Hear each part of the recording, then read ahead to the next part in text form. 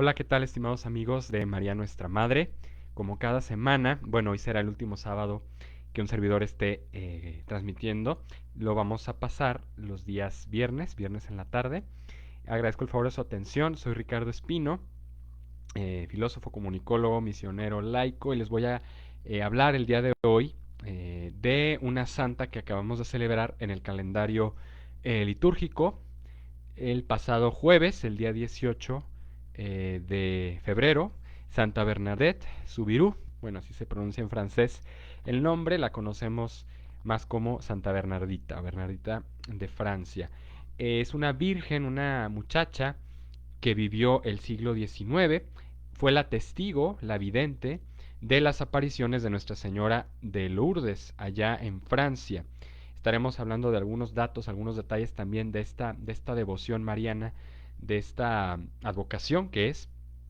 Sabemos que nuestra Madre, la Virgen Santísima, pues es solamente una persona real que está allá en el cielo en cuerpo y alma, pero que ha querido, por permisión divina, por mediación, manifestarse a lo largo de las épocas para que podamos conocer el mensaje, sobre todo tenerlo vivo, presente, el mensaje del Evangelio y toda la gracia que Dios también ha derramado, ha desbordado en la persona de María, ¿no? Ella es la llena de gracia, como la saluda el ángel Gabriel en aquel pasaje tan bellísimo de Lucas, capítulo primero, y de ahí toma fundamento la Iglesia también para definir lo que fue el dogma de la Inmaculada Concepción. Este es uno de los dogmas que, bueno, va a tener que ver con la intervención de esta santa, Santa Bernardita de Subiru, porque son los años en que precisamente cuando se dan estas apariciones acababa de definirse la, el dogma de la Inmaculada Concepción. Es un tema, un aspecto de la Mariología que tardó muchos años en ser definido, en ser confirmado por la Iglesia. Se habla inclusive que algunos santos no eran tan partidarios, no eran tan a favor de que se definiera este dogma como San Bernardo de Claraval. San Bernardo era un gran también cantor de la Virgen María y aún así no estaba tan convencido, según se sabe, de que se definiera bajo un principio dogmático la Inmaculada Concepción, su concepción inmaculada en virtud de los méritos de Cristo, es lo que dice el Papa Pío IX en ese decreto de declaración del dogma. El dogma es de 1854 y las apariciones tienen lugar en Lourdes, Francia, 4 años más tarde, ya en 1858. Santa Bernadette, bueno, ella muere en 1879, años después, casi 2 décadas después de las apariciones. Cuando suceden esas intervenciones marianas, ella pues apenas era una niña, una muchachita, contaría con unos 12, 13 años, y pues imagínense el impacto que deja una experiencia así para una niña además de una condición física bastante frágil, bastante precaria. No podemos hablar, y esto es algo que se ha repetido en la historia, ¿no? Dios siempre elige, se, se aboca a los sencillos para transmitir, para ser los portavoces, instrumentos de su mensaje, ¿no? Un mensaje que va siendo nuevo y actual en cada momento, y esta intervención de María viene a confirmar precisamente, por lo que hemos venido platicando, el dogma de la Inmaculada Concepción, que les digo, en el 1854 era definido a nivel de dogma, y para el 58 entonces cuando María, la Virgen Santísima, se manifiesta en aquella gruta de Lourdes. Lourdes es un pueblito que se localiza sobre los Pirineos, bueno, españoles franceses, que son dos partes. Es una zona limítrofe ya con España, bueno, entre España y Francia. Lourdes se ubica, pues es una comunidad bastante rústica en las montañas, muy fría. De hecho, yo tuve la oportunidad, la ocasión, la gracia de estar allá en 2 ocasiones en Lourdes, cuando estaba estudiando allá en España. Y la verdad es que me impactó muchísimo visitar este santuario. Es diferente a otros santuarios como podríamos decir Guadalupe, acá en México, el santuario de Nuestra Señora de Guadalupe. Cada uno tiene un matiz, un aspecto propio de esa maternidad de María, se puede decir, de esa afabilidad con la que nos acoge, con la que nos ama, en calidad de hijos suyos adoptivos, ¿no? Espirituales. Y también aquí yo pude plasmar precisamente que María se hace, comprobar, perdón, que se hace presente, se ha querido plasmar en este milagro que sucede. Seguramente muchos de ustedes lo conocerán, cuando brota precisamente de la tierra un manantial, ¿no? Un manantial que hasta hoy en día pues se ha mantenido y que de donde se deriva precisamente la devoción y la intervención de María en calidad de salud de los enfermos. Esta quizá es una de las devociones o letanías lauretanas también que recordamos en el Santo Rosario, donde nombramos a María precisamente como abogada de los enfermos, aquella que es la salud, aquella que trae la salud no solamente física, que lo ha hecho, y hay casos pues documentados de personas que han sido transformadas por acercarse a esta fuente, a este manantial del Lourdes, que han sido también transformadas a nivel espiritual. No solamente se trata de una sanación física, sino también de un cambio a lo mejor de conducta, de un cambio de vida en el sentido espiritual. Hace poco también, cuando se celebró precisamente la fecha de esta fiesta de Nuestra Señora Lourdes, el 11 de febrero, estamos como que en esta época, ¿no? De recordar el momento, un personaje por ahí que ahorita no recuerdo el apellido, es Maurice, me parece un francés, que pasó de la masonería al catolicismo. Es bien interesante, yo tuve oportunidad de leer también su biografía.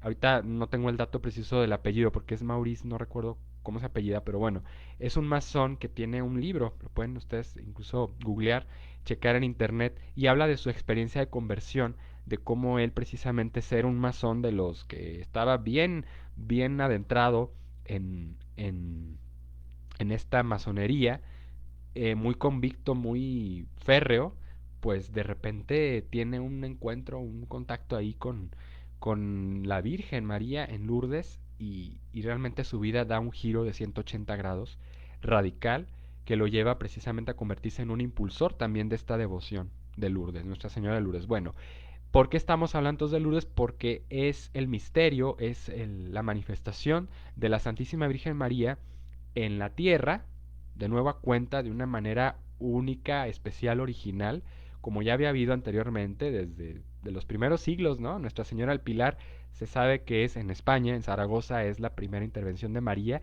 inclusive todavía se cree, según se ha llegado a afirmar que estaba todavía en vida cuando se le aparece allá a Santiago Apóstol que evangelizaba Hispania, la Hispania romana todavía, y luego ha tenido diferentes intervenciones en muchas y muy diversas regiones del mundo para llevar un mensaje de aliento, un mensaje de amor, de paz, de esperanza, pero sobre todo María siendo siempre instrumento de Dios, de la gracia. Y esto es algo que siempre es importante reafirmar. María nos lleva a Cristo, ¿no? No es que las cosas, que las devociones, que la fe tenga a María como un fin en sí mismo. No, el único fin de nuestra fe cristiana, ¿sí? De nuestra religión es adorar a Dios, lo sabemos. María se nos muestra como una mediadora, como un puente, ¿no? Que nos conduce a la experiencia de Dios, para hacerla de una manera más viva, más actual. Y María está tan presente en nuestra vida como lo está ahí en Lourdes. Lo que pasa es que, o en otros de los muchos santuarios donde se ha manifestado, sino que está tan presente en nuestra vida que pues Dios le ha permitido también manifestarse de esa manera tan visible, tan palpable, tan entrañable, podríamos decir, ¿no? En calidad de madre, para recordarnos que no estamos solos, que ella va siguiendo nuestros pasos, que nos va acompañando.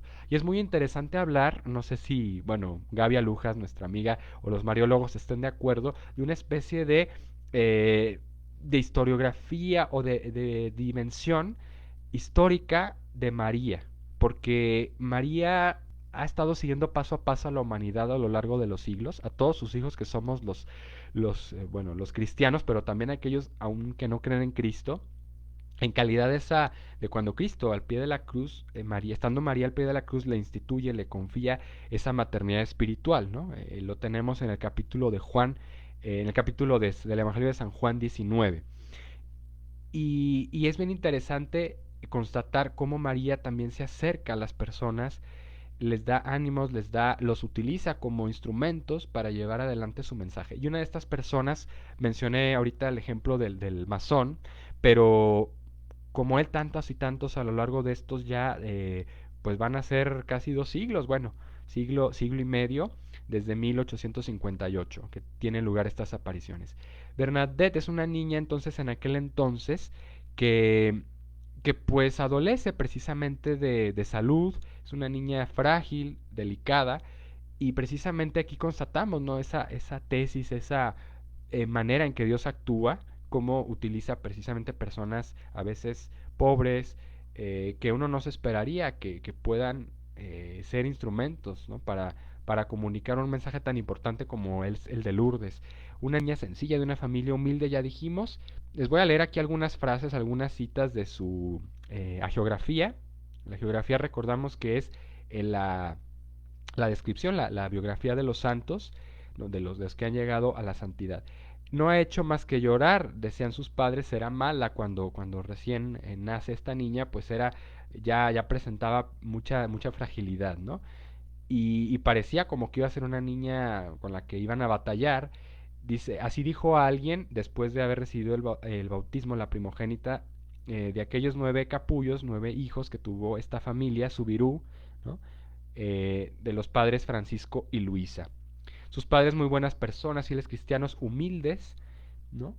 Que no podían en ese momento percibir la misión, ¿no? No llegaban a comprender o a imaginarse siquiera quizá la gran misión que le iba a tocar a su hija, como ser una mediadora, una intérprete, se puede decir, una eh, heralda del mensaje de Dios a través de la Santísima Virgen María.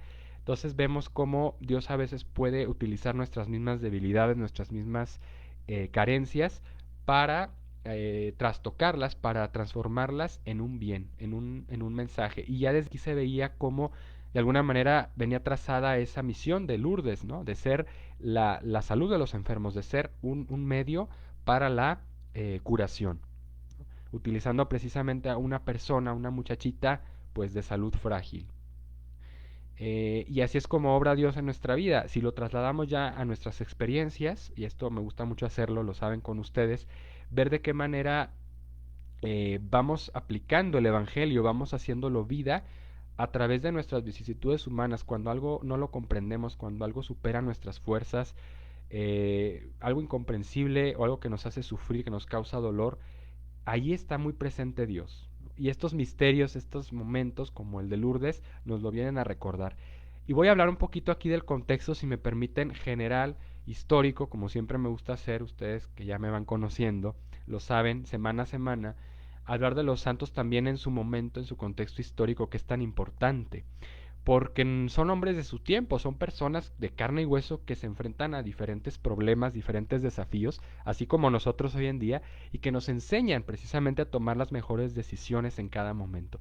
Son personas que aprenden, que sí les cuesta, como hombres que son, con sus pasiones, con sus defectos, a integrar, a armonizar todas las áreas de su persona a partir de una convicción, de un encuentro que puede ser precisamente en la oración, como veremos en el caso de Bernadette, algo que la define, que le da precisamente un trazo a su personalidad, que lo va a mantener durante toda su vida. Bueno, ella no vive tanto, más o menos creo que no llegó a los 40 años, me parece, vivió, se quedó en sus 30, vamos a decir, ¿no? Murió muy joven porque pues le sobrevino una enfermedad, la tuberculosis. Bueno, ya llegaremos a ese punto a comentarlo, pero bueno, entonces es ver cómo los santos nos enseñan a sacar esa mejor versión de nosotros mismos, ¿no?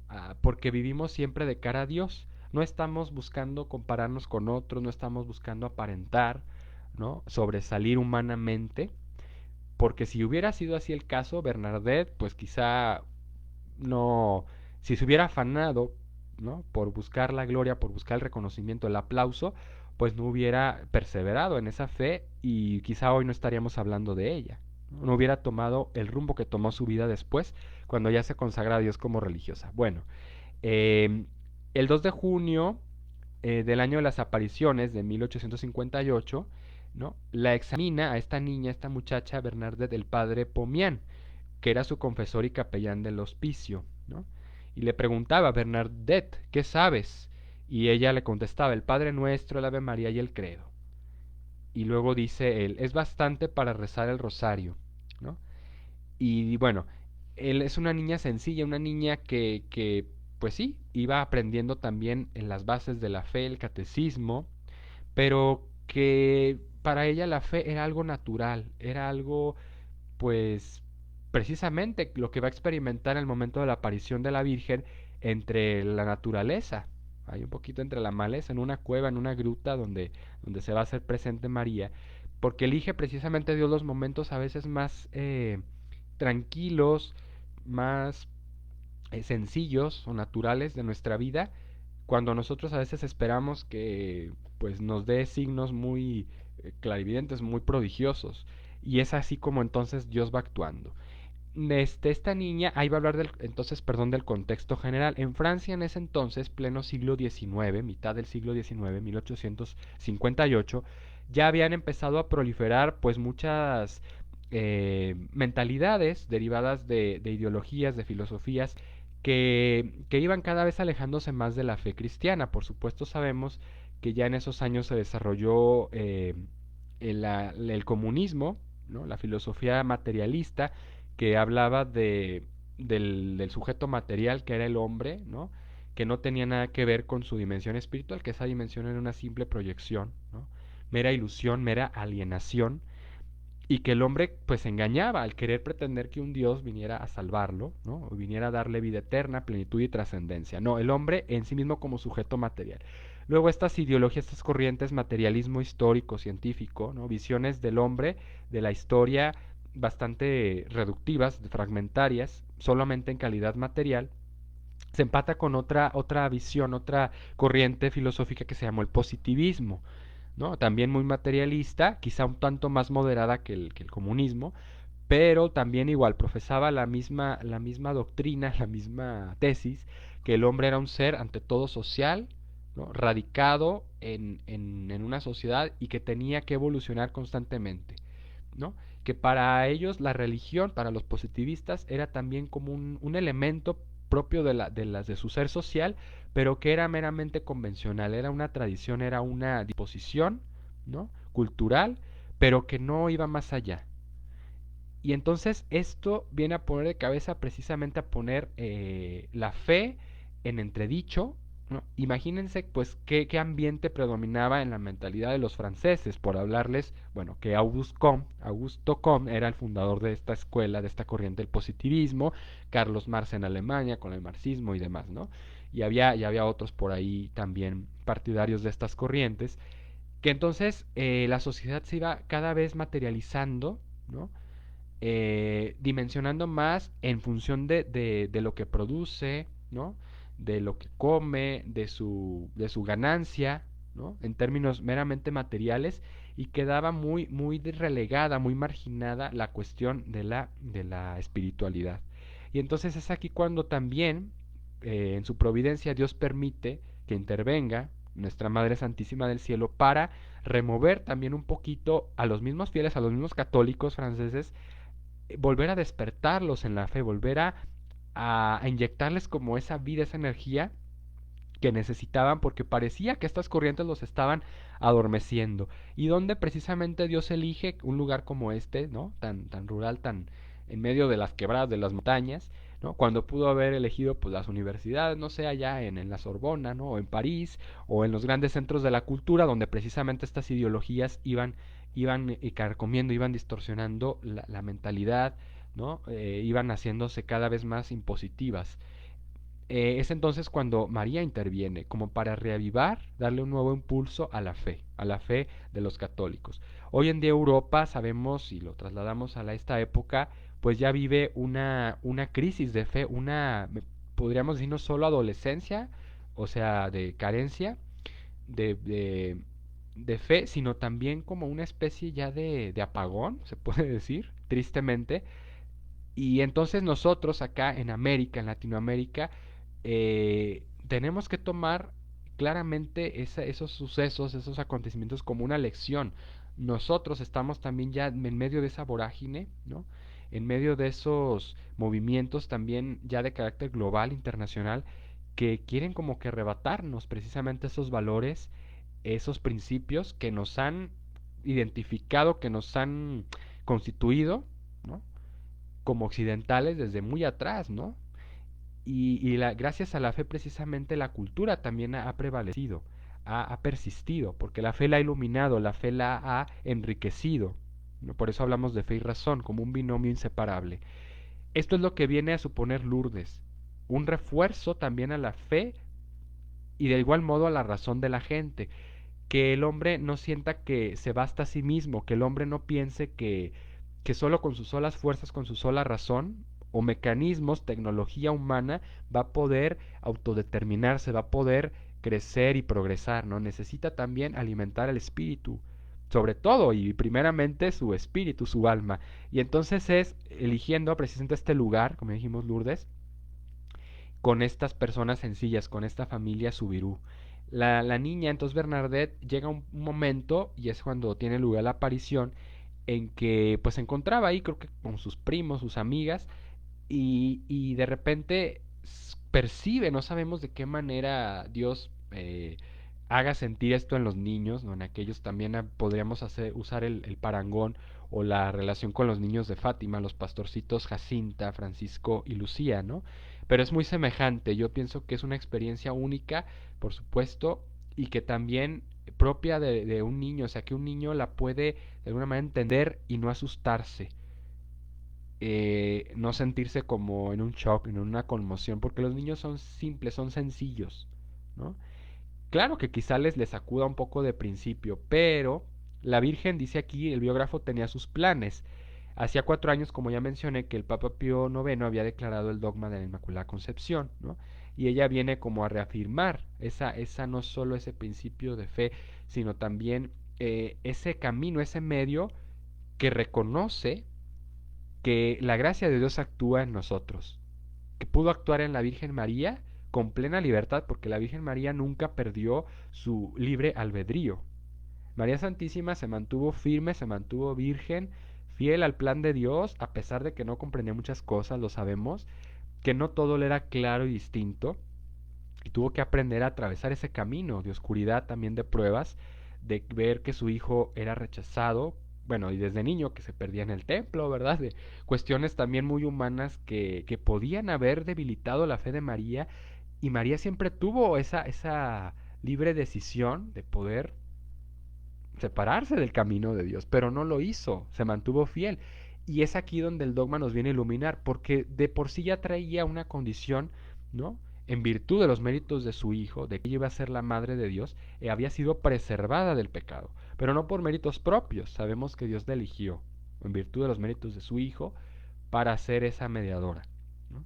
Permitir que el Hijo de Dios viniera a este mundo. Pero la Virgen tuvo que, Dios respetó al 100% su libertad. ¿Pudo haber tenido dudas María? Sí. ¿Pudo haber dudado durante su vida? Haber tenido dudas de fe, dudas de incertidumbres, pero ella respetó ese plan de Dios. Dios no la privó de las consecuencias del pecado original. Dios no la privó de sufrimiento, ¿estamos de acuerdo? Ni su mismo Hijo, Cristo, en calidad de hombre verdadero, quiso padecer también el sufrimiento, que es una consecuencia del pecado, de la ruptura del orden de la criatura con respecto al Creador. No, eso es el pecado, una ruptura de orden, de armonía. Y María supo mantenerse en esa fidelidad, en ese fiat, como lo sabemos desde la Anunciación. Y entonces viene a proponernos aquí un plan de vida, un mensaje para todos aquellos que son frágiles, que sufren, que están como marginados en la sociedad, que están lejos de toda esa mentalidad dominante, como ya decíamos, del pensamiento, de la filosofía, de la ciencia, que parece que quería en ese entonces, pues, imponerse, ¿no?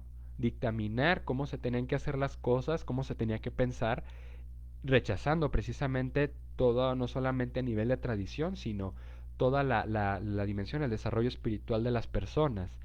El positivismo fue terrible porque de ahí derivó mucho de bueno, avances, por supuesto, en la ciencia tuvo interesantes aportaciones, Pero ¿qué pasa? Que luego esas mismas aportaciones se fueron degradando, ¿sí? Hasta dar lugar a principios, a teorías que dentro de un ámbito científico pueden ser interesantes, como por ejemplo en el psicoanálisis, ¿no? Pero que después tienden a veces a querer imponer, a querer eh, reducir o absorber las otras dimensiones de la persona, como es la propia espiritualidad, ¿no? No me dejarán ustedes mentir, a lo mejor puede haber psicólogos aquí muy expertos. Yo en calidad de filósofo les puedo decir que el psicoanálisis viene también a suponer un desafío para la misma fe, un desafío para la filosofía, porque es como tratar de ver al individuo desde sus principios, desde sus elementos más fundamentales, más primitivos, ¿no? Fisiológicos, si se quiere, y como que esto es un predicamento que empatado con otra corriente que va a estar desarrollándose también en la ciencia, como es el darwinismo, ¿sí? Los descubrimientos, los experimentos de Charles Darwin, que derivaron después en toda su visión de la selección natural, etcétera, ¿no? De la evolución, que la iglesia hasta cierto punto la misma fe está abierta a esos paradigmas, a esas visiones, para tratar de comprender el origen del hombre, pero siempre afirmando que Dios, ya sea del mono, ya sea de cualquier elemento material, pudo haberse basado, pudo haber partido para infundir el alma, ¿no? Entonces la iglesia jamás ha despreciado, sí ha cuestionado, pero no tirado por la borda estas teorías. Pero ¿qué pasa? Que estas teorías son las que a veces tienden a opacar, tienden a alejar, ¿no? Al ser humano de su condición natural de criatura, ¿no? En su dependencia con un Dios trascendente, un Dios que lo ama, un Dios que es persona también, ¿no? Reducen al hombre a veces una comprensión meramente fisiológica, biológica y no de su ser trascendente. Entonces, esto en Santa Bernardita es una lección muy importante, una persona sencilla, una persona que, que no tenía que ver con ese mundo y sin embargo viene a ser partícipe, a ser testigo de esta manifestación de la providencia de Dios. La Virgen María trae un mensaje de esperanza, de salvación para los enfermos, ¿no? Ella inclusive le dice a Bernardet, no tengo así la cita textual, pero se sabe por la historia, por la biografía y los testimonios de Lourdes, que la Virgen le promete a Bernardet, le dice, yo no te haré feliz en esta vida, pero sí en la otra. O sea, en esta vida tendrás tú que, pues, probarte, tendrás que luchar, que trabajar en la virtud, sufrirás, tendrás momentos de duda, pero te garantizo, le dice la Virgen, que vas a tener la felicidad eterna. Imagínense para una niña este mensaje que podría representar, cómo lo podría tomar, cómo lo podría digerir. Una niña que pues era sencilla, simple, hasta cierto punto, bueno, sí, sí, sabía muy poco también apenas yo creo que estaba por aprender a escribir, la habían enviado antes de estas apariciones durante un tiempo con una nodriza, con una tía, una familiar suya, allá en una región de Francia, parece que es Batre o en otra parte, donde ella se va preparando también para recibir la primera comunión, la confirmación, y ya va recibiendo pues formación, ¿no? Aprendiendo a leer, escribir, pero tiene esa oportunidad. Sin embargo, en su entorno, muy rústico, muy rural, montañesco, quizá no era tan importante eso, no era como que la prioridad, era una niña pues que venía de una familia numerosa, que sobre todo se tenía que dedicar a apoyar a su familia en los quehaceres domésticos, en hacer la comida, ¿no? El aseo, etcétera, en lo más básico de la vida. Y sin embargo, encuentra un mensaje que es esperanzador, un mensaje que la llena de paz, que la llena de fe también, que la confirma en esa fe. Y Bernardet después tiene pues también un periodo de muchas confrontaciones, porque claro, la gente se empieza a enterar de que hay esta manifestación, ¿no? La gente se va congregando en torno a esta gruta, a este lugar donde se manifiesta la Santísima Virgen y empiezan a dudar, empiezan a cuestionar, ¿no? Como hombres de su tiempo, también estas personas empiezan a poner en entredicho, en tela de juicio, que esto sea verdadero y atribuyen a la niña una locura, una ilusión, hasta una enfermedad mental, ¿no? Y es muy, muy fuerte porque aquí es donde empieza precisamente esa advertencia de la Virgen a Santa Bernadette de vas a sufrir, vas a padecer contradicción, ¿no?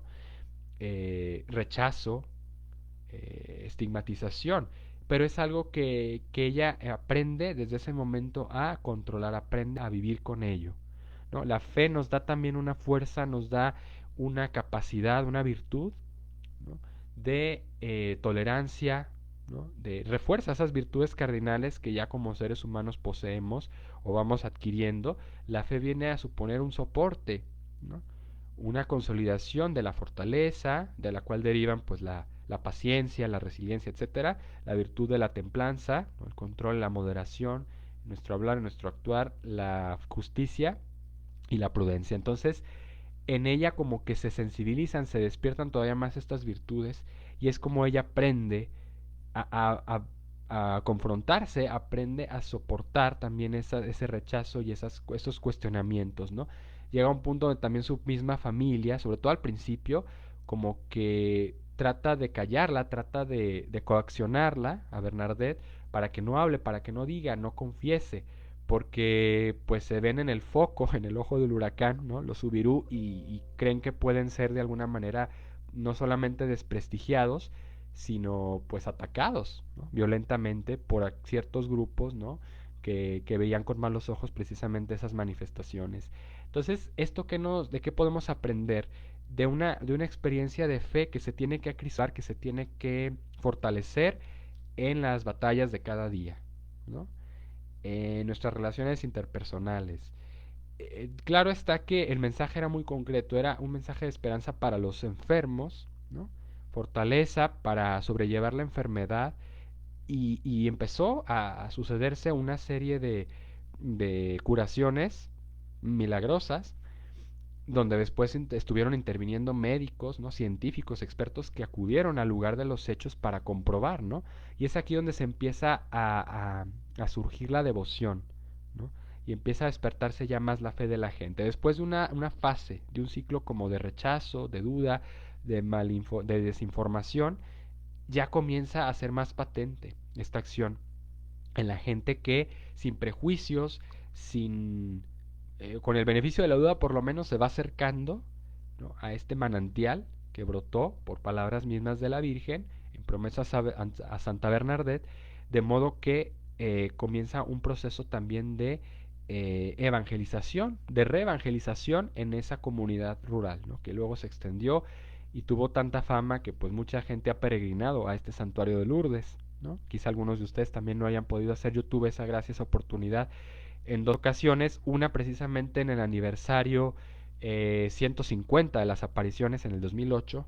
Tuve ocasión de visitar Lourdes cuando estaba por ir el Santo Padre Benedicto XVI.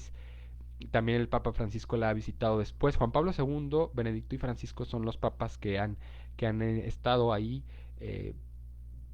percibiendo precisamente esa mirada, ese favor de la Santísima Virgen María. Juan Pablo II tiene una anécdota muy especial cuando ya estaba visitó, me parece que más de dos ocasiones el santuario, desde que inició su pontificado, en el 83 y luego en el 2004 regresa ya por última vez, ya muy anciano, muy deteriorado en su salud, con mucha dificultad para moverse, para hablar, y se queda, hay unas imágenes muy bonitas que se han guardado de este momento, esta última visita de Juan Pablo II a Lourdes, que es el último viaje de su pontificado en 2004.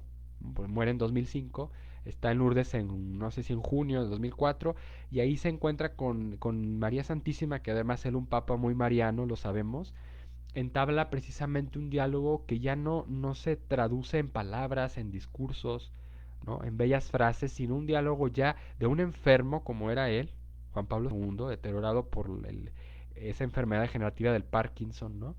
Por la falta inclusive también, todavía no le aplicaban la operación esa de la traqueotomía, pero ya muy debilitado en sus fuerzas, entabla un diálogo con María cara a cara como con un niño, con un hijo, con su madre, ¿no? Indefenso, frágil, y él de alguna manera lo dice así en sus discursos, experimenta, ¿no? Se siente partícipe de aquello mismo que de alguna manera esta niña Bernadette participó, experimentó al ser una niña delicada de salud. Ella tenía, me parece que, pues asma o alergia, y eso después le derivó le propició la enfermedad de la tuberculosis. Bueno, ella llega a un punto, volviendo a la vida de Santa Bernadette, que decide ya entregarse a Dios plenamente. ¿Qué experiencia no habrá tenido? ¿Qué emoción tan fuerte, ¿no? Para su alma, para su, pues sí, su comprensión también de la fe a partir de esta experiencia en Lourdes, que fueron varios encuentros con la Santísima Virgen, y esta promesa que le hace, ¿no? De que tendrá que sufrir, tendrá que pues entrarle a las virtudes, a la lucha, iba con la promesa de llegar al cielo. Y ella decide, pues ya estoy lista, ya estoy preparada para entrarle de lleno, decide consagrarse entonces a Dios. Y en el convento no terminan sus sufrimientos, sino se van acumulando. Primero porque pues conocían, ¿verdad?, que era la vidente, de testigo de estas apariciones, las hermanas de la congregación. No siempre fue muy bien vista, muy bien recibida, aceptada, y ella tiene que lidiar también con eso, ¿no? Y es algo que todo cristiano debe de entender. Nosotros, católicos, en nuestro siglo XXI, que nos enfrentamos a escenarios cada vez más a religiosos, ateos, o pues disidentes de alguna manera, y secularizantes, necesitamos comprender que vamos a dar testimonio y que vamos a ser contestados, contrariados, que nos van a señalar. Y esto es una promesa que está desde el Evangelio mismo, nuestro Señor. Qué importante es volver sobre estos modelos como Bernadette para aprender a, pues ahora sí que empoderarnos, si me permiten la expresión, a tomar el toro por los cuernos y a lidiar precisamente con eso, sabiendo que, como dice Cristo en el capítulo 15 de San Juan, 15:16, que dice, no los dejaré solos, yo estaré con ustedes, ¿no? Y además, aunque en el mundo tendrán tribulación, recuerden, sean ciertos de que yo ya vencí al mundo. Y esta promesa es algo que seguramente para Bernadette fue fundamental en este proceso también que tuvo que llevar ya dentro del convento de crecimiento en las virtudes, como pues al haber recibido una gracia tan especial tenía que demostrar, tenía que padecer en consecuencia. Y esto es algo que también lo dice el Evangelio, ¿no? De los esforzados es el reino de los cielos. Y no solamente aquellos que dicen Señor, Señor. O también al que mucho se le dio, mucho se le pedirá, ¿no? Y esto aplicamos a nuestra vida. Cuántas gracias que podemos tener nosotros día con día, desde la salud, desde lo más básico, ¿no? Nuestra familia, tener en la oración alguna luz, alguna iluminación, alguna gracia también que Dios nos va concediendo, sea también por mediación de María, que tenemos nosotros después que utilizar esa fuerza, ese don, para adentrarnos en la guerra, en las batallas de cada día, tener como que esa pila muy activa, ¿no? Porque qué fácil es quedarnos, dormirnos en nuestros laureles y pretender que ese momento de felicidad, ese momento de satisfacción quede ahí y no pase. Sin embargo, son gracias que Dios, si Dios nos permite tener, es para fortalecernos y para lanzarnos al ruedo ahora sí, ¿no? Y aprender a vivir, aprender a trabajar. Bueno, después Santa Anarita padece la enfermedad de la tuberculosis, ¿no? De ser una niña ya con una salud bastante precaria, pues todavía ya en su adultez, ¿no? De los 30 años en adelante, vive, me parece, hasta los 35, ella padece precisamente este mal, esta enfermedad, pero ella lo ve como una promesa de la Virgen, ella sabe que tiene que pasar por eso, ella lo acepta, no con una autocompasión, no con una resignación forzada, sino como un medio, ¿no? Para rendir toda esa gracia que Dios le manifestó en aquellas apariciones, en aquel encuentro, y que de alguna manera eso también la hace misionera, la hace intérprete de ese mensaje de la Virgen. La Virgen a ella no le da la salud, fíjense qué interesante, qué fuerte también comprender que ella al haber recibido, al haber sido la receptora de ese mensaje de salud de los enfermos, y que se van dando ya durante su vida curaciones de otras personas, ella no recibe ese don. Pero fíjense, después sabemos ya pues ella fallece a los 35 años en 1879. Se sabe, su cuerpo está incorrupto a la fecha. Es una de las personas cuyo cuerpo no ha padecido la corrupción. Y esto de alguna manera es diáfano, es ilustrativo de cómo Dios de esta manera tan sensible, tan visible, nos recuerda que finalmente su alma llegó a un estado de perfección, ¿no? De plenitud en la virtud, de amor a Él y de fe, que no pasó por la corrupción su cuerpo, ¿no? Esto nos prepara, como que nos habla de ese grado de santidad al que ella logró embarcarse, y que al que todos podemos ir llegando. No esperemos ocasiones extraordinarias, visiones, ¿no? O momentos de gracia, sino el día a día, pero sabiendo aprovechar esos momentos de luz que tenemos también, esas gracias, esos dones, para vivir siempre más afirmados en Dios nuestro Señor, sabiendo que Él no nos abandona, sabiendo que está Él ahí luchando con nosotros, pero que por lo mismo que nos ama, nos va a hacer partícipes de su sufrimiento, ¿no? Confía tanto en nosotros, sabe de nuestra capacidad, que no nos prueba más allá de nuestras fuerzas, pero sí nos va a permitir pasar por dificultades, porque sabe lo que estamos hechos, que aunque lo recordamos ahora el pasado miércoles de ceniza, ¿verdad? Somos polvo y al polvo volveremos. Esa frase no sé si a ustedes les choca un poquito. Claro que sabemos a qué nos estamos refiriendo, ¿no? Que somos hechos de la tierra, del polvo, que no valemos nada si no es en Dios, ¿no? Y por Él venimos a esta vida y en Él nos sostenemos, pero que al mismo tiempo somos grandes, o sea, para Dios no somos mero polvo. Y volvemos a relacionarlo con el punto de las ideologías que ya en esta época se iban enraizando en la mentalidad, en la sociedad, en la cultura de materialismo, donde parece que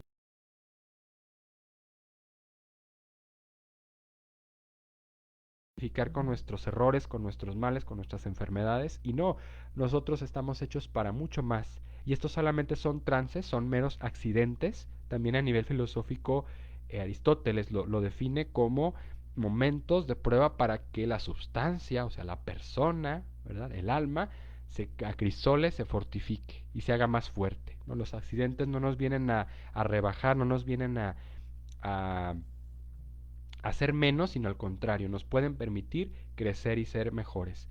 Aunque a los ojos del mundo esto parezca contrario, esto parezca locura, ¿no? Ya lo dice San Pablo, ¿no? Pero nosotros sabemos que en la cruz de Cristo está también nuestra esperanza, y es lo que nos viene a recordar Nuestra Señora de Lourdes, que en la enfermedad podemos volver a Dios, encontrarlo y crecer en su amor. Les agradezco mucho el favor de su atención. Con esto concluimos y, como se dieron cuenta, pues ya retomamos ahora sí las transmisiones vivo y en directo. Y pues bueno, pues que tengan una excelente tarde, muy buen fin de semana, primer domingo de Cuaresma, mañana domingo, que aprendamos, que volvamos sobre el ejemplo de estos santos como Bernadette para estar más firmes en nuestra fe, para este periodo vivirlo con un buen aprovechamiento, ¿sí? Con más intensidad. Que no estemos pasando la cuaresma como un tiempo que ya me sé cómo viene, ¿no? Que bueno, voy a tratar de ser más bueno, etcétera, ¿no? Así vagamente, sino tratar de poner manos a la obra, ¿no? Con propósitos, con intenciones de verdad que nos ayuden a crecer y acercarnos mejor a la Pascua. Así como Bernadette, que tuvo que pasar contrariedad, pasar sufrimientos para llegar a identificarse plenamente eh, con, eh, con Cristo. Así que muchas gracias y muy buena tarde a todos. Bendiciones a todos los